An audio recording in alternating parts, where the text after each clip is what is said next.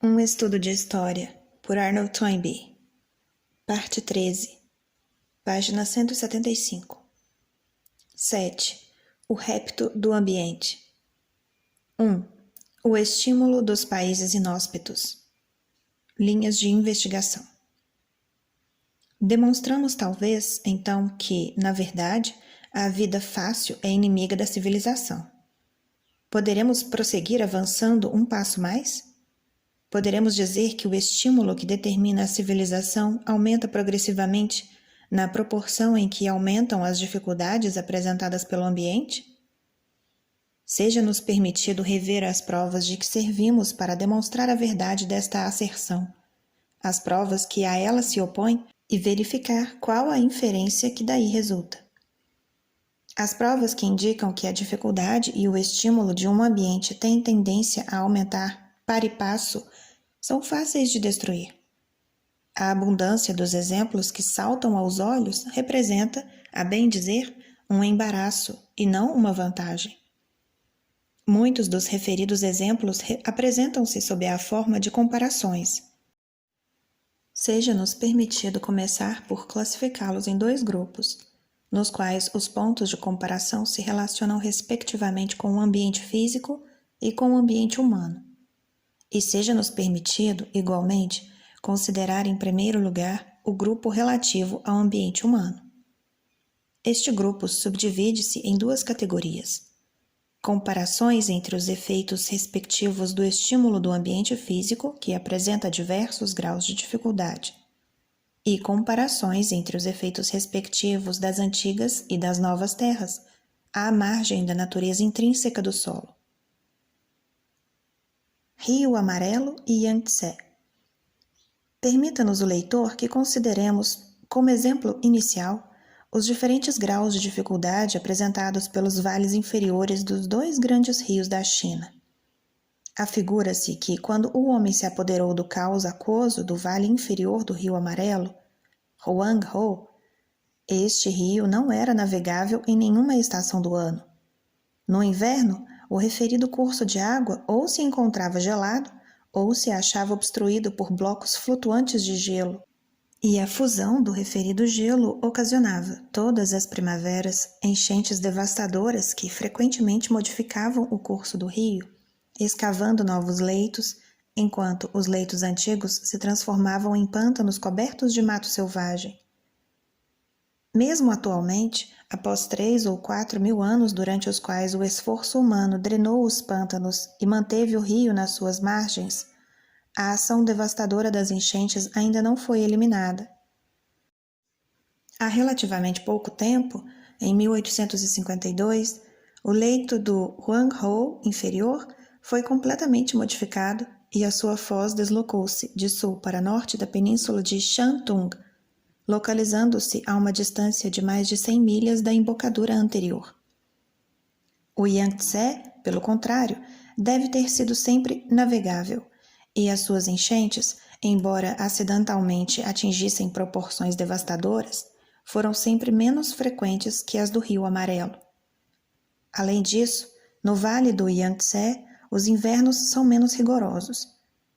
Não obstante, foi no Rio Amarelo e não no Yangtze que a civilização cínica viu a luz do dia.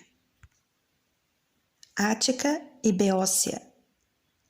Qualquer viajante que chegue ou parta da Grécia, não por mar, mas através do hinterland continental do norte, não pode deixar de ficar impressionado com o fato da sede da civilização helênica se ter localizado numa região pedregosa, mais ossuda e inóspita do que as terras que ficam para norte e que, de per si, nunca deram origem a civilização alguma. Contrastes semelhantes podem, no entanto, ser observados dentro da própria área do Mar Egeu. Por exemplo, se uma pessoa viajar pela via férrea partindo de Atenas, via Salônica, para a Europa Central, passará na primeira fase da sua jornada através de um trecho que proporcionará ao viajante europeu do Ocidente ou da Europa Central o vislumbre antecipado de um cenário que lhe é familiar. Depois do comboio ter subido lentamente durante 4 horas, contornando as encostas orientais do Monte Parnes, atravessando uma paisagem típica do Egeu, paisagem de pinheiros raquíticos e de penhascos dentados de rocha calcária. O viajante fica surpreso ao sentir-se bruscamente arrastado para uma zona baixa, de terras de lavoura, profunda e suavemente onduladas. Evidentemente, esta paisagem não passa de uma diversão. O viajante não tornará a enxergar paisagem igual enquanto não tiver ultrapassado o Nish e descido o Morávia até o Danúbio Médio. Como se chamou este excepcional pedaço de terra em vida de civilização helênica? Chamavam-lhe Beócia, e para as mentalidades helênicas, a palavra Beócio implicava um significado completamente diferente. Beócio traduzia um ethos, que era rústico, estúpido, brutal e sem imaginação. Um ethos sem a menor harmonia com o gênio que prevalecia na cultura helênica. Este desacordo era acentuado pelo fato de, exatamente por detrás de Citeron e em torno de Parnes, por onde a via férrea segue atualmente, ficar a Ática, a Hélade da Hélade, o país cujo ethos impressionou a quinta essência do helenismo, ficava frente a frente com o país cujo ethos impressionou as sensibilidades helênicas normais como nota dissonante. Este contraste está condensado nas expressões contundentes porco beócio e sal da Ática. O ponto que interessa ao nosso presente estudo é o que concerne ao fato deste contraste cultural que tão vivamente se imprimiu no espírito dos helenos ter coincidido geograficamente com um contraste igualmente chocante do ambiente físico, porque a Ática foi a Hélade da Hélade, não só sob o ponto de vista espiritual, mas também sob o ponto de vista físico. A Ática representou para os outros países do Egeu o que estes países representaram para as regiões que ficavam mais para além. Quando alguém se aproxima da Grécia, procedente do Ocidente, e entra na avenida do Golfo de Corinto, pode sentir-se satisfeito pelo fato dos seus olhos se terem acostumado à paisagem grega. Paisagem bela, mas proibitiva. Antes que o horizonte tenha sido limitado pelas escarpas semelhantes a diques do abrupto canal de Corinto. Quando, porém, o navio entra no Golfo de Salônica, o viajante sente-se impressionado novamente pela austeridade de uma paisagem para cuja contemplação se não achava preparado, depois de ter visto o cenário que fica do outro lado do istmo. E esta austeridade atinge o seu clímax quando o navio dobra o cabo de Salamis e a Ática se espraia na sua frente.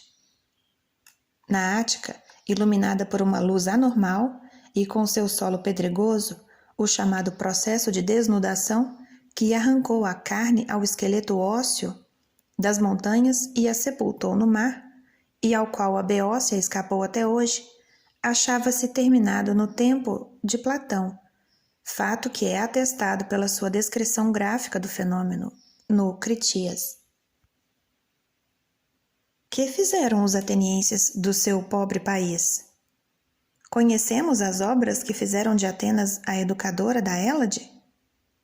Quando as pastagens da Ática mirraram e as suas terras de lavoura definharam, os habitantes deixaram de ser os criadores de gado e os cultivadores de cereais que eram. Os cereais constituíam a principal produção da Grécia nesta época, para passarem a exercer novas atividades que eles próprios imaginaram. Dedicaram-se à cultura de oliveiras e à exploração do subsolo. A árvore benigna de Atenas não se manteve apenas viva, como ainda floresceu sobre a rocha nua.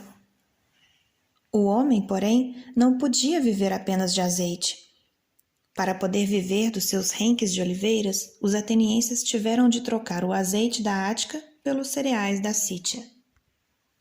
Para colocar o seu azeite no mercado sítio, tiveram de envasilhá-lo em cântaros e de embarcá-lo para além-mar, atividades estas que deram origem às olarias e à marinha mercante da Ática, e ainda, dado o fato do referido comércio implicar a necessidade de moeda, a exploração das minas de prata da Ática.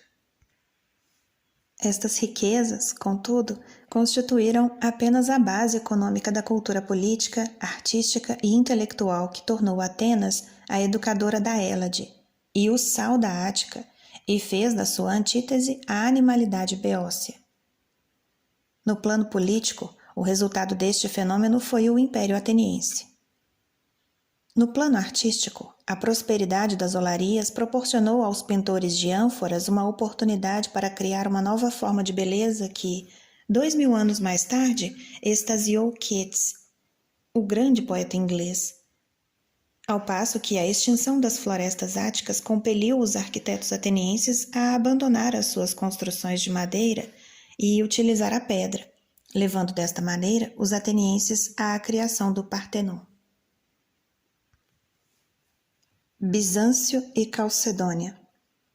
O alargamento da área do mundo helênico, cuja causa mencionamos no nosso primeiro capítulo, oferece um outro exemplo helênico no nosso tema: o contraste de duas colônias gregas, Calcedônia e Bizâncio, que, procedentes do Mar de Mármara, se estabeleceram no Bósforo, a primeira do lado asiático, a segunda do lado europeu. Conta-nos Heródoto que, pouco mais ou menos um século após a fundação destas duas cidades, Megabizo, governador persa, pronunciou uma frase que lhe granjeou imortal celebridade entre os gregos de Helesponto.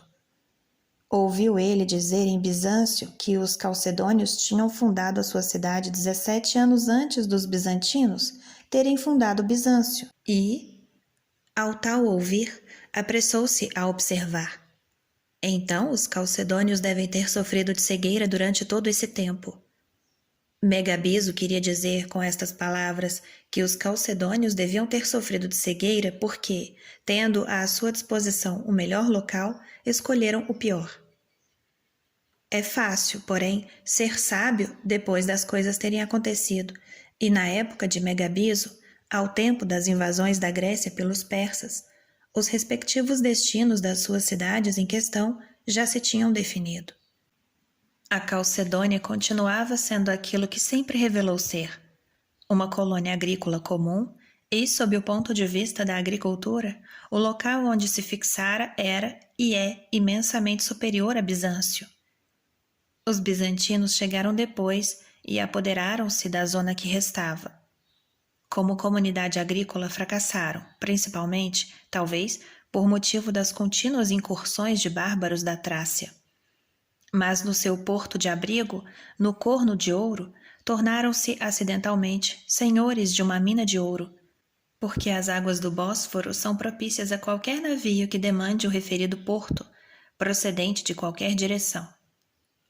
Políbio, escrevendo no século II a.C., cerca de 500 anos antes da elevação de Bizâncio à categoria de capital ecumênica, sob o nome de Constantinopla, diz o seguinte: os bizantinos ocuparam um local que, sob o duplo ponto de vista da segurança e da prosperidade, era o mais favorável de todos os locais do mundo helênico, na direção do mar, embora, do lado da terra, fosse, de todos, o mais antipático. Do lado do mar, Bizâncio dominava tão completamente a entrada do Mar Negro que era impossível a qualquer mercador sair ou entrar contra a vontade dos bizantinos. Talvez, no entanto, Megabizo tenha granjeado, com a sua frase célebre, uma reputação relativa ao seu critério de que dificilmente possamos considerá-lo merecedor. Não pode haver a menor dúvida sobre o fato de que, se os colonizadores que se apoderaram de Bizâncio tivessem chegado ao local 20 anos antes, teriam escolhido o local vago de Calcedônia. E é também provável que, se os seus esforços no campo da agricultura não tivessem sido tão prejudicados pelas incursões dos trácios, tivessem manifestado menor tendência para desenvolver as possibilidades comerciais do local onde se instalaram. Israelitas, fenícios e filisteus. Se volvermos agora da história helênica à história siríaca, verificaremos que os vários elementos populacionais que ingressaram na Síria, ou aí resistiram, na época do Volkswanderung pós-minoico, se distinguiram depois disto relativamente, numa escala aproximadamente proporcional à dificuldade relativa do ambiente físico, nas diferentes províncias onde se fixaram. Não foram os arâmicos de Abana e Farpar, rios de Damasco, quem assumiu a liderança no desenvolvimento da civilização siríaca. Não a assumiram tampouco esses outros arâmicos que se estabeleceram sobre o Oronte, onde muito mais tarde a dinastia negra Seleucida elevou uma cidade capital chamada Antioquia. E não a assumiram tampouco as tribos de Israel que tinham feito alto a leste do Jordão para engordar os seus touros de Baxã nas delicadas pastagens de Gileade. O que foi mais interessante, em última análise, foi o fato da primazia do mundo siríaco não ter sido mantida por esses refugiados do Egeu que chegaram à Síria, não como bárbaros, mas como herdeiros da civilização minoica, que se apoderaram dos portos e das terras baixas a sul de Carmelo, os filisteus. O nome deste povo adquiriu um significado tão pejorativo como o dos beócios entre os gregos. E ainda mesmo que admitamos que nem beócios nem filisteus tenham sido povos tão inferiores como se afirmou, e que a fama que de ambos chegou ao nosso conhecimento, a que devamos quase inteiramente, nos dois casos, aos seus rivais, que significa isto senão que os seus rivais os ultrapassaram e fizeram jus, às suas expensas, à respeitosa atenção da posteridade? A civilização siríaca apresentaria 3 grandes façanhas a seu crédito. A ela devemos a invenção do alfabeto. Foi ela que descobriu o Atlântico, e foi ainda a civilização siríaca que chegou a uma concepção particular do Deus, a qual é comum ao judaísmo, ao zoroatrismo, ao cristianismo e ao islamismo, mas igualmente estranha às diretrizes do pensamento religioso egipcíaco, sumérico, índico e helênico. Quais foram as comunidades siríacas que levaram a cabo todos esses feitos? Pelo que diz respeito ao alfabeto, nada sabemos na realidade. Embora a sua criação seja tradicionalmente atribuída aos fenícios, poderia ter sido transmitida ao mundo minoico pelos filisteus, sob uma forma elementar. Assim, no estado atual dos nossos conhecimentos, não deveríamos atribuir a ninguém o mérito de ter criado o alfabeto. Passemos à descoberta do Atlântico e à concepção de Deus. Quem foram esses navegadores siríacos que se aventuraram a fazer-se de vela para percorrer toda a extensão do Mediterrâneo até as colunas de Hércules e que foram ainda mais além? Não obstante o seu sangue minoico, não foram os filisteus. Os filisteus voltaram às costas ao mar e empenharam-se numa batalha antecipadamente perdida pela posse das férteis planícies de Esdraelon e Shefelá, contra adversários mais poderosos do que eles, os israelitas da região montanhosa de Efraim e da Judéia. Quem descobriu o Atlântico foram os fenícios de Tiro e de Sidom. Estes fenícios constituíram um grupo remanescente dos canaítas, povo que ocupava a referida região antes da invasão dos filisteus e dos hebreus, fato genealogicamente expresso num dos primeiros capítulos do livro de Gênese, onde se lê que Canaã, filho de Ham, que era, por seu turno, filho de Noé, gerou Sidom, seu primogênito. Os fenícios sobreviveram porque a região que habitavam, ao longo do setor médio da costa síria, não era suficientemente convidativa para atrair invasores. A Fenícia, que os filisteus abandonaram, contrastava notavelmente com o Shefelá, onde os filisteus se estabeleceram. Neste setor da costa não há planícies férteis. A cordilheira do Líbano eleva-se rente ao mar, tão rente ao mar que dificilmente há espaço para uma estrada ou para uma linha férrea. As cidades fenícias não podiam comunicar facilmente, nem mesmo umas com as outras, a não ser por mar. E Tiro, a mais famosa de todas, alcandorava-se como ninho de gaivotas numa ilha de rocha. Assim, enquanto os filisteus pastavam como carneiros num campo de trevo, os fenícios, cujo horizonte marítimo permanecera restrito até então à estreita faixa do tráfego costeiro entre Biblos e o Egito, fizeram-se ao mar à maneira minoica e estabeleceram uma segunda sede para a sua própria versão da civilização siríaca, ao longo das praias africanas e espanholas do Mediterrâneo Ocidental.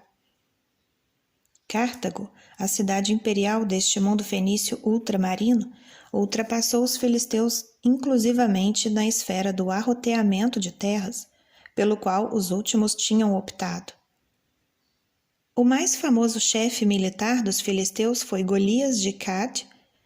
A sua figura é insignificante comparada com a de Aníbal, general fenício. Mas a descoberta física do Atlântico foi sobrepujada, como feito do valor humano, pela descoberta espiritual do monoteísmo. Este feito foi levado a cabo por uma comunidade siríaca que o Walter deixou sem recursos, num ambiente físico ainda menos convidativo do que a costa fenícia, a região de Efraim e da Judéia. Aparentemente, esta incrustação de outeiros de terra magra e coberta de florestas permaneceu por ocupar, até ser povoada pela vanguarda dos nômades hebreus que, procedentes da estepe da Arábia do Norte, se tinham lançado na orla da Síria durante e depois do século XIV a.C., quando do interregno que se seguiu ao declínio do novo império no Egito.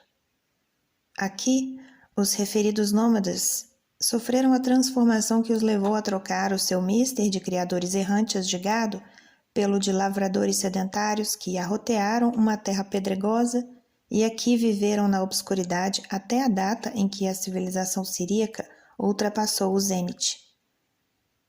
Por volta do século V a.C., numa época em que se tinha já feito ouvir a voz de todos os grandes profetas, o próprio nome de Israel continuava desconhecido para Heródoto, e a terra de Israel ainda se mantinha escondida pela terra dos filisteus no panorama do mundo siríaco elaborado pelo grande historiador grego. Escreveu ele sobre a terra dos filisteus, e Filistina ou Palestina, essa terra permaneceu até o dia de hoje. Uma fábula siríaca descreve como o Deus dos israelitas pôs, certa vez, à prova um rei de Israel, submetendo-o à mais penetrante prova a que Deus pode submeter um mortal. O Senhor apareceu a Salomão, durante a noite, em sonho, e disse Deus: Pede o que quiseres que te dê. E disse Salomão: Dá, Senhor, ao teu servo um coração entendido. E ao Senhor agradaram estas palavras em que Salomão pediu esta coisa. E Deus disse-lhe: Porquanto me pediste esta coisa e não pediste longa vida para ti, nem pedistes riqueza, nem pediste a vida dos teus inimigos, mas pediste para ti entendimento que te permitisse um julgamento justo. Eis o que fiz segundo as tuas palavras. Primeiramente, dei-te um coração tão sábio e entendido que antes de ti teu igual não houve, nem depois de ti teu igual não se levantará.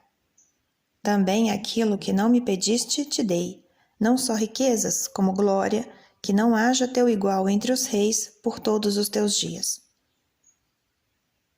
A fábula Escolha de Salomão é uma parábola da história do povo eleito. Pelo poder da sua compreensão espiritual, os israelitas ultrapassaram as façanhas militares dos filisteus e as proezas marítimas dos fenícios. Não buscaram aquilo que buscaram os gentios, mas buscaram em primeiro lugar o reino de Deus. E todas aquelas coisas lhe foram concedidas adicionalmente. Na parte relativa à vida dos seus inimigos, os judeus ficaram de posse da herança de Tiro e Cartago, para efetuarem transações em escala jamais sonhada pelos fenícios, com continentes que ficavam para além das regiões que os fenícios conheciam.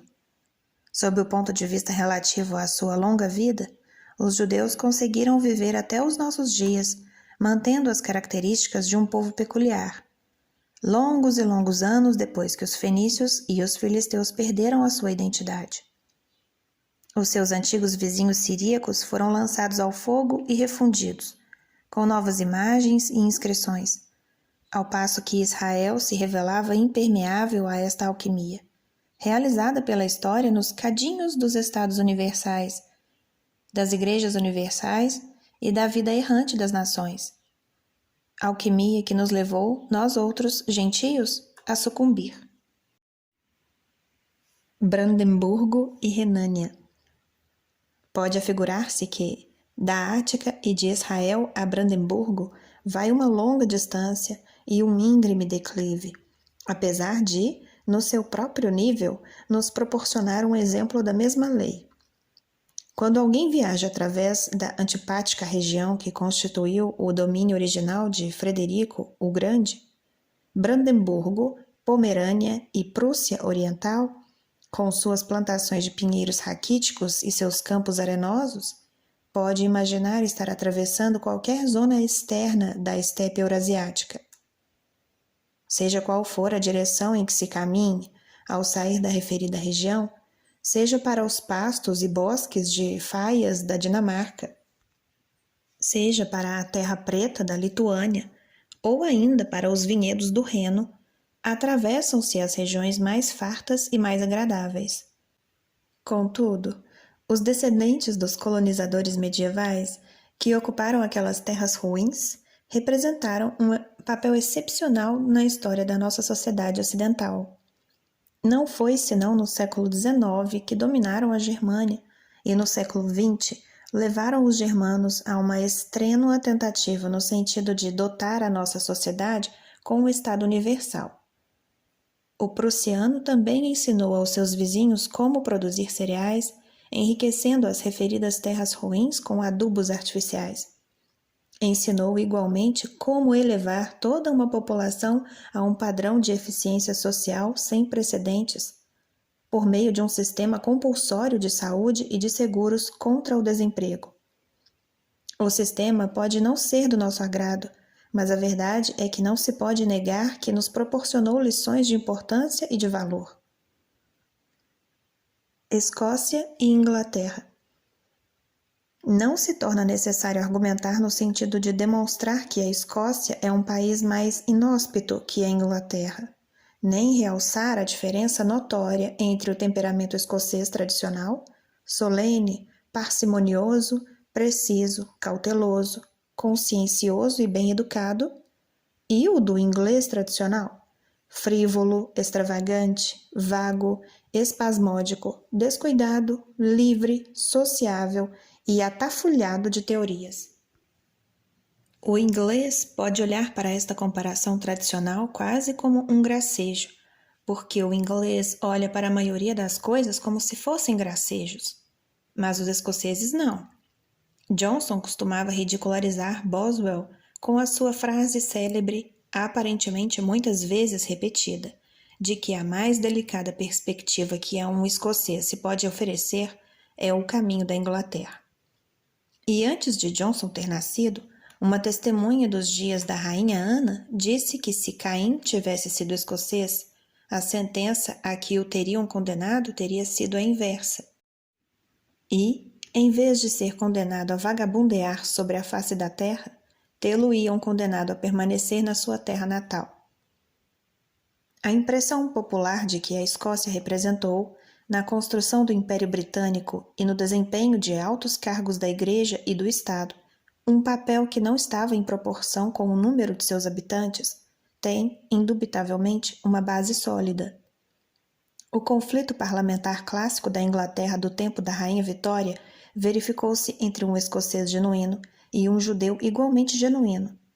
E desde a ocupação do cargo de primeiro-ministro do Reino Unido pelos sucessores de Gladstone até hoje, aproximadamente metade dos primeiros ministros britânicos foram escoceses. A luta pela América do Norte.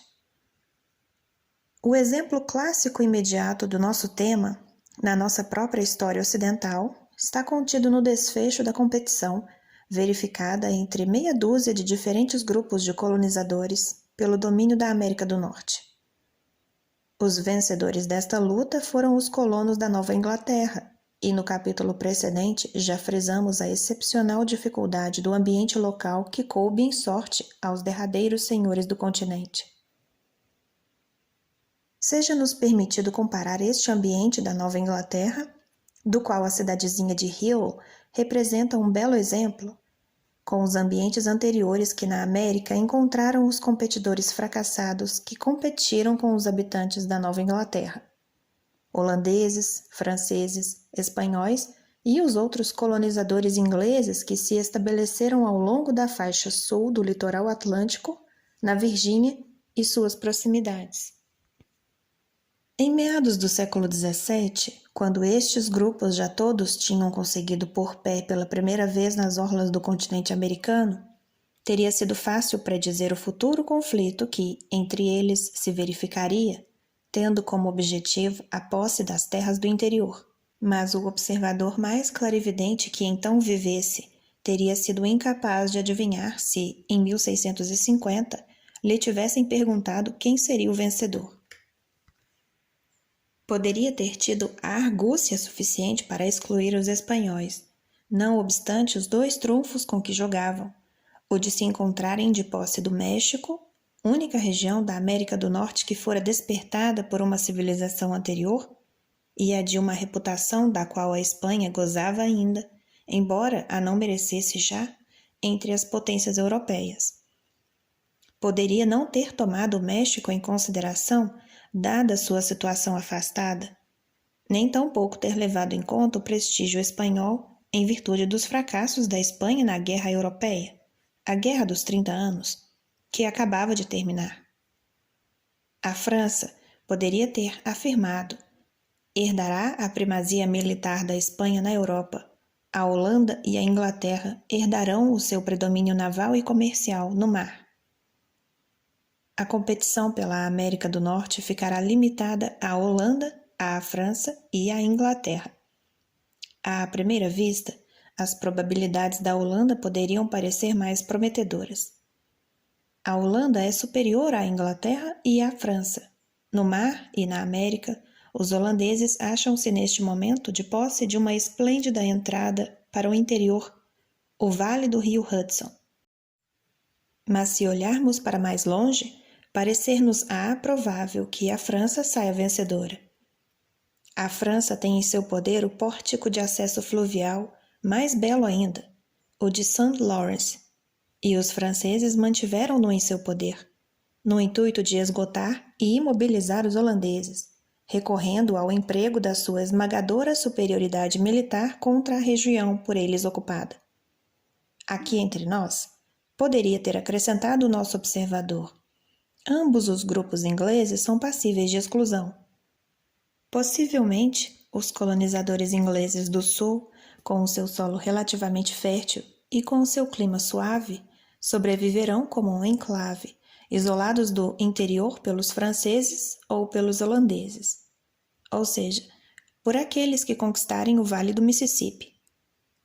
Uma coisa é certa, porém: o pequeno grupo de colônias estabelecidas na estéril e agreste Nova Inglaterra está predestinado a desaparecer. Isolado como se acha dos holandeses, sua parentela originária no Hudson, enquanto os franceses sobre eles exercem a sua pressão, apoiados na base em St. Lawrence. Seja-nos permitido supor que o nosso observador imaginário atingiu com vida a passagem do século.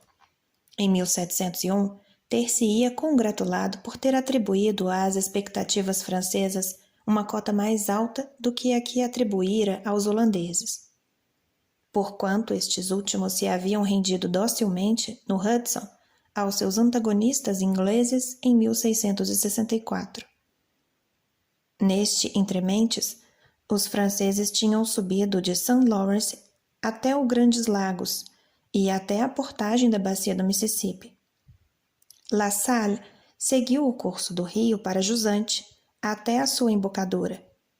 Uma nova colônia francesa, a Louisiana, se estabeleceu nessa zona, e o seu porto, Nova Orleans, tinha, evidentemente, diante de si, um grande futuro. Como ao considerar o caso entre a França e a Inglaterra, o nosso observador não veria razão para modificar as suas previsões. Os habitantes da Nova Inglaterra tinham sido salvos, talvez, do período de extinguir-se, graças ao fato de se terem apoderado de Nova York, mas apenas para gozarem das mesmas modestas perspectivas de que gozava a sua parentela do sul. O futuro do continente parecia virtualmente decidido. Os vencedores seriam os franceses. Deveremos nós conceder ao nosso observador uma sobre-humana longevidade que lhe permita passar uma vez mais em revista a situação no ano de 1803? Se lhe preservarmos a vida até esta data, seremos forçados a confessar que a sua argúcia não seria merecedora de tão extensa longevidade. Pelos fins de 1803, o pavilhão francês desaparecia do mapa político de toda a América. Nos últimos 40 anos, o Canadá tem sido uma possessão da coroa britânica, enquanto a Louisiana, depois de ter sido cedida à Espanha pela França e de ter voltado novamente às suas mãos, foi vendida precisamente por Napoleão aos Estados Unidos, a nova grande potência que emergia das 13 colônias britânicas. Neste ano de 1803, os Estados Unidos tinham embolsado o continente e o âmbito da profecia achava-se limitado. Restava apenas prever qual seria o setor dos Estados Unidos que se apoderaria da mais vasta parcela deste imenso estado. E, na verdade, desta vez, era possível não errar. Os estados do Sul dominavam manifestamente a União. Observe-se como predominaram ao jogar-se a partida final, quando da competição que foi essa corrida entre americanos pela conquista do Oeste. Foram os desbravadores das florestas virgens da Virgínia que fundaram Kentucky, o primeiro novo estado a ser estabelecido a oeste daquelas cordilheiras que durante tanto tempo conspiraram com os franceses, evitando que os colonizadores ingleses penetrassem no interior. Kentucky acha-se localizado nas margens de Ohio, e o Ohio é um afluente do Mississippi. Entretanto, as novas usinas de algodão de Lancashire proporcionaram a estes colonos do sul um mercado continuamente maior para as safras de algodão que o solo e o clima de que dispunham os habilitavam a colher. O nosso próprio Yankee observava o colono do sul em 1807. Acabou precisamente de inventar um barco a vapor que subirá o nosso Mississippi e uma máquina para cardar e limpar os nossos caroços de algodão. As concepções Yankees são mais aproveitáveis para nós do que para os seus engenhosos inventores. Se o nosso velho e malfadado profeta considerasse as perspectivas dos sulinos sob o prisma que, nessa época e durante algum tempo, indubitavelmente refletiu a maneira como os próprios sulinos avaliavam o seu próprio valor, ter-se-ia achado, na verdade, mentalmente perturbado. Porquanto, nesta última fase da competição, os sulinos estavam tão predestinados para uma derrota rápida e esmagadora como os holandeses e os franceses anteriormente. No ano de 1865, a situação já se encontrava modificada e irreconhecível em relação ao que era no ano de 1807. Na disputa pelo troféu da conquista do Oeste, os plantadores sulinos tinham sido ultrapassados e flanqueados pelos seus rivais do Norte. Após terem estado na imanência de apoderar-se da Rota dos Grandes Lagos, através do território de Indiana, e de conseguir o seu maior triunfo no Missouri, em 1821, foram definitivamente derrotados em Kansas, e jamais conseguiram atingir o Pacífico. Os habitantes da Nova Inglaterra tornaram-se então senhores da costa do Pacífico ao longo de toda a extensão que vai de Seattle a Los Angeles. Os sulinos tinham contado com os seus barcos a vapor do Mississippi para impelir todo o oeste para um sistema econômico e de relações políticas sulinas. Mas as descobertas Yankees não tinham cessado. A locomotiva da estrada de ferro sucedera ao barco a vapor e tirara aos sulinos mais do que o barco a vapor jamais lhes dera, porque o valor potencial do Vale do Hudson e de Nova York, como principais portas de entrada para o oeste, no Atlântico, fora, finalmente, atualizado na era da estrada de ferro. O tráfego ferroviário entre Chicago e Nova York, nessa época, ultrapassava o tráfego fluvial entre São Luís e Nova Orleans. As linhas de comunicação dentro do continente tinham sido desviadas da direção vertical para a direção horizontal. O noroeste tinha sido destacado do sul e caldeado com o Nordeste em tudo o que concernia a interesses e sentimentos. Verdadeiramente, os habitantes do Oeste, que tinham no outro tempo presenteado os sulinos com um barco a vapor para trafegar no rio e com as máquinas para descaroçar o algodão, acabaram cativando os corações dos habitantes do Noroeste, mercê de uma dupla dádiva. Tinham vindo até junto deles, com uma locomotiva numa das mãos e uma máquina de ceifar e de enfaixar na outra mão. E desta maneira, lhes tinham facultado a solução dos seus dois problemas, transporte e trabalho.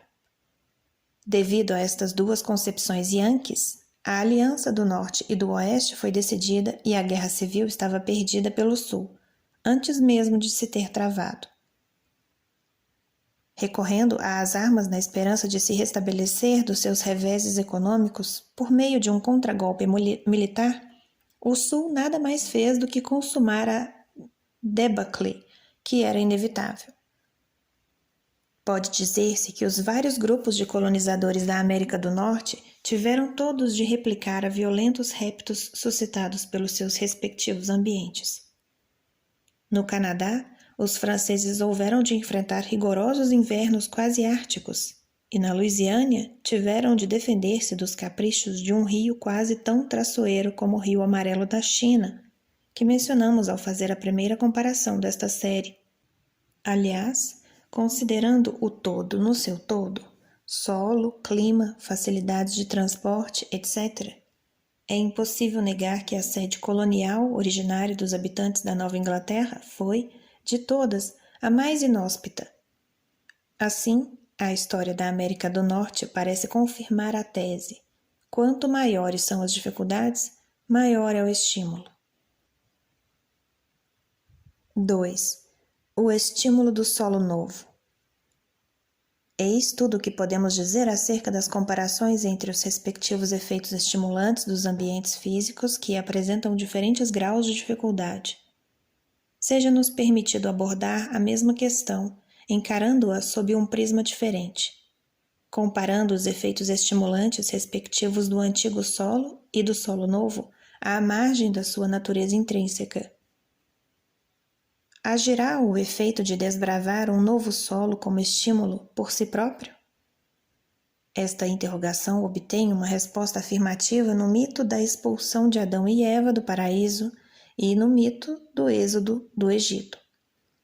Ao sair do jardim maravilhoso para ingressar num mundo de trabalho cotidiano, Adão e Eva transcendem a economia subordinada à angariação da subsistência do homem primitivo e dão origem aos fundadores das civilizações agricultural e pastoril. No seu êxodo do Egito, os filhos de Israel deram origem a uma geração que auxiliou a construir os alicerces da civilização siríaca. Quando passamos dos mitos à história das religiões, verificamos que confirmam estas intuições. Verificamos, por exemplo, que, para a consternação daqueles que perguntam: pode vir alguma coisa de bom sem ser de Nazaré? O Messias dos judeus surgiu nesta obscura aldeia, na Galiléia dos gentios, faixa exterior desse novo solo que foi conquistado pelos macabeus para o povo hebraico bem menos de um século antes da data do nascimento de Jesus. E quando o indômito desenvolvimento desta semente de mostarda converteu a consternação dos judeus em hostilidade ativa, fenômeno que se não verificou apenas na própria Judéia, mas igualmente entre a diáspora judaica, os propagadores da nova fé tomaram os gentios à sua conta e continuaram a conquistar novos mundos para a cristandade, num campo que ficava muito além dos mais longínquos limites do reino dos macabeus. Na história do budismo, a mesma história se encontra explícita, porque as vitórias decisivas desta crença não foram obtidas no antigo solo do mundo índico. O budismo hinayano encontrou aberta a sua primeira senda em Ceilão, que era um anexo colonial da civilização índica. E o budismo mahayano iniciou a sua longa e sinuosa jornada a caminho do seu futuro domínio no Extremo Oriente, cativando a província índica de Punjab, siriacizada e helenizada. Foi no solo novo destes mundos alienígenas que frutificaram as mais altas expressões, tanto do gênio religioso siríaco como do gênio religioso índico, como testemunho da verdade segundo a qual um profeta só não é venerado na sua própria terra e na sua própria casa. As civilizações da categoria das civilizações parentes, que desabrocharam parcialmente em solo já ocupado pela civilização respectivamente antecedente e, em parte, no solo do qual a civilização parente tomou posse, por sua própria conta, constitui uma prova empírica desta lei social. Podem-se pôr à prova os efeitos estimulantes respectivos do antigo e do novo solo, examinando o curso que seguiram estas duas civilizações parentes, assinalando o ponto ou pontos em que, durante a época do seu domínio, as suas obras, seja qual for o aspecto sob o qual se considerem, se tivesse notabilizado, e observando a seguir se o solo em que os referidos pontos se localizaram deve ser classificado como antigo solo ou como solo novo. Considerando em primeiro lugar a civilização hindu, seja-nos permitido assinalar as origens locais dos novos elementos criadores da vida hindu, em especial sob o ponto de vista da religião, que foi sempre a atividade suprema e central da sociedade hindu. Vamos encontrar essas origens no sul. Foi aí que todos os aspectos do hinduísmo se delinearam. O culto dos deuses representados por objetos materiais ou imagens, no ambiente recolhido dos templos, a relação pessoal emotiva entre o adepto do culto e o Deus particular a cujo culto se voltara, a sublimação metafísica da adoração de imagens e o comocionalismo de uma teologia intelectualmente sofisticada. E era novo ou antigo o solo da Índia do Sul?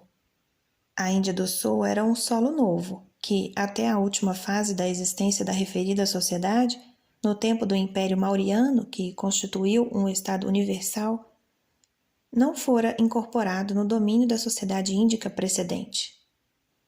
A sociedade siríaca deu origem a duas sociedades filiadas, a sociedade arábica e a sociedade irânica, das quais a última, como vimos, demonstrou ter tido maior sucesso e acabou, finalmente, por absorver a sua irmã.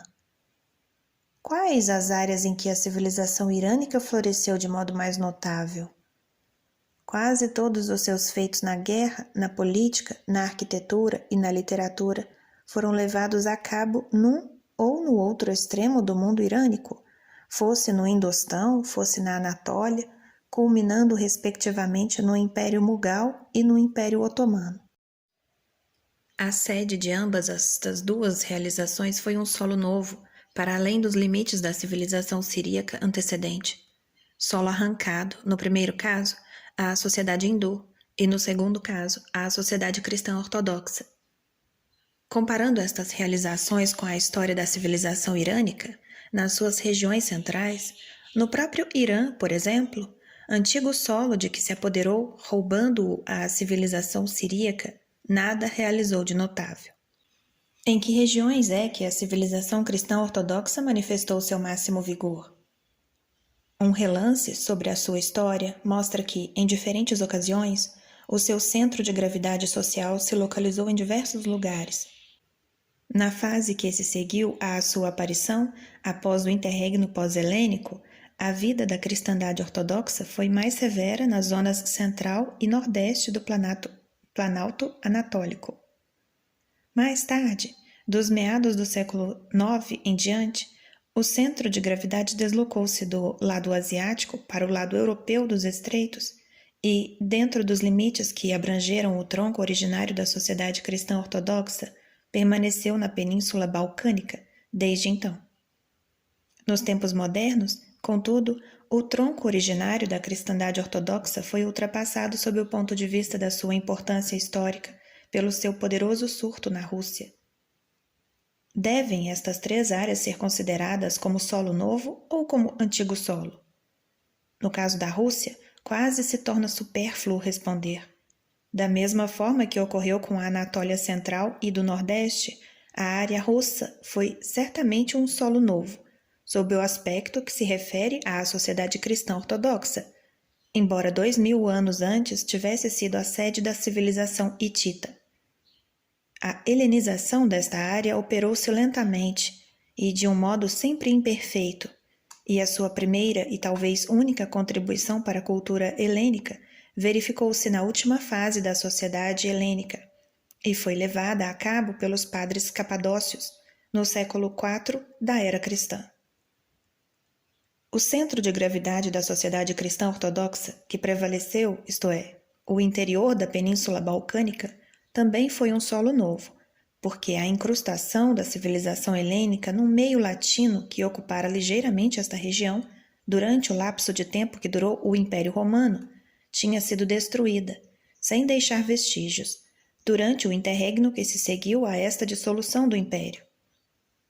A destruição, neste ponto, foi mais profunda do que em qualquer outra província do Império, com exceção de Bretanha. As províncias romanas cristãs não foram apenas conquistadas, mas também praticamente exterminadas pelos invasores bárbaros pagãos, e estes bárbaros expulsaram todos os elementos de cultura local tão radicalmente que, quando os seus descendentes se arrependeram do erro cometido pelos seus antepassados, tiveram de obter sementes frescas do exterior a fim de iniciar novamente a cultura, 3 séculos mais tarde. Assim, neste caso, o solo manteve-se como terra de pousio por 2 vezes, da mesma forma que o solo da Bretanha, que permaneceu por cultivar ao tempo da missão dos agostinhos. A região na qual a civilização cristã ortodoxa estabeleceu seu segundo centro de gravidade foi, pois, um solo que só muito recentemente tinha sido arrancado de novo ao seu estado selvagem. Final da leitura da parte 13. Paramos na página 200.